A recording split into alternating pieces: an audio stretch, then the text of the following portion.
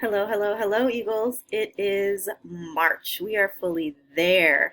And we just want to give you a few reminders as to what our expectations still are as we're in school. Okay, so let me start at the end with the end of the year trips. Now, end of the year trips are based on your Eagle points. Your Eagle points are completely different from your citizenship points. Your citizenship points are in each of your classes, and those go on your report cards. Your Eagle points are for behavior, and it means that you're not getting referrals and you're not running late to classes, things like that.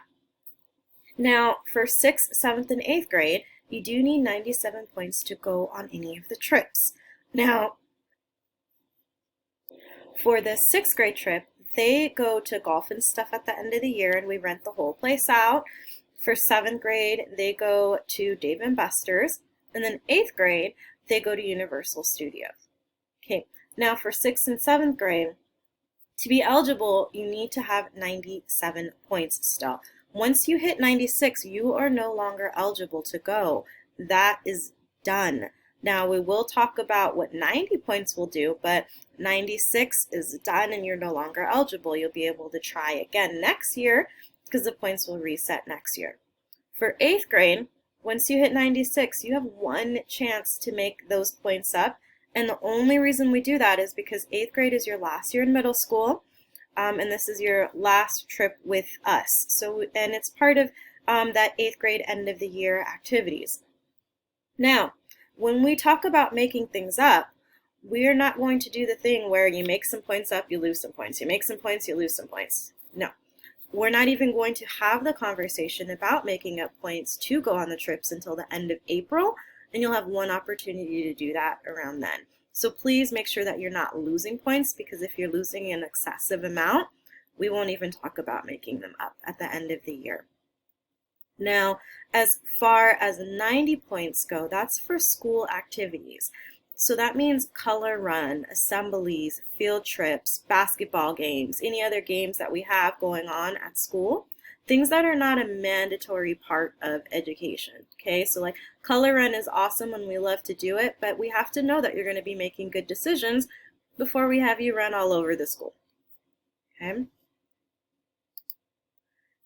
tardies. Now, tardies will cause you to automatically lose points. Your teachers do not need to announce to you every time you walk in after the bell that you are late to mark you late. If they do, that is awesome and very kind of them, but you can hear the bell when you walk in late. You're seeing everybody moving to class. It's about 800 people moving. You can be on time. Now, what'll happen is at the end of the month, I automatically look for the tardies and I check them. And if you have an excessive amount each month, you're losing points automatically. Okay?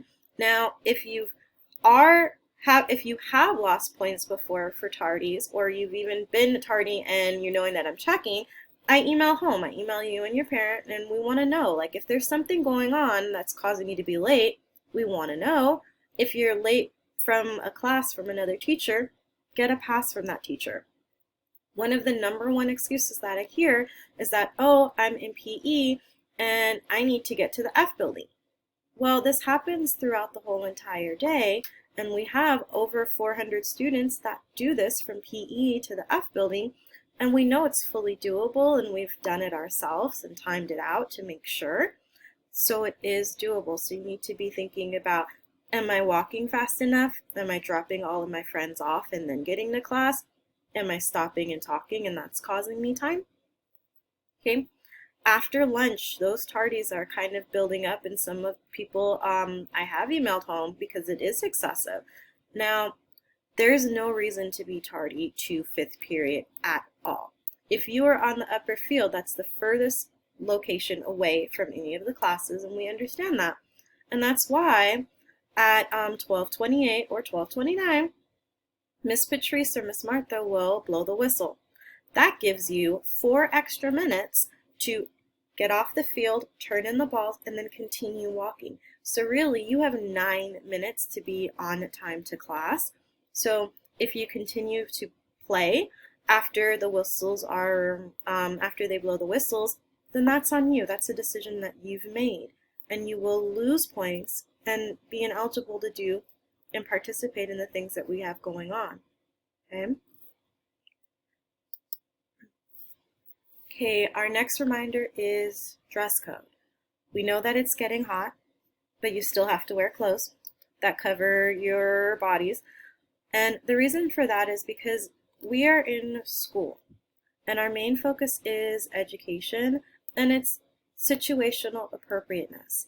We are dressing for education. We're not dressing for fashion, I know, but we're here to learn and we do not need anything extra. So even the clothes that have different symbols on them, as far as if it's showing like violence or nudity or things that are not school appropriate, those are also going to be asked to change. Okay? And part of the reason we don't want the tank tops is because sometimes they hook up with your backpacks and then they come down. I've had a lot of people have embarrassing moments because they've had dress, malfunctions with your clothes. Okay? So we just want to make sure to avoid all embarrassing situations and do what we got to do. Okay, now the question that I'm going to go over for next time is, what is the one word that describes how you want to be treated at school? Okay, what is the one word that describes how you want to be treated at school? So that's something for you to think about for tomorrow, and think about it better than, good, I just want to be treated good. What's another word? Let's dig deeper into our vocabulary. What's a word? All right, Eagles. Please make sure that you're making good decisions, being on time, being dressed appropriately for school, and making good decisions. All right, I will see you soon.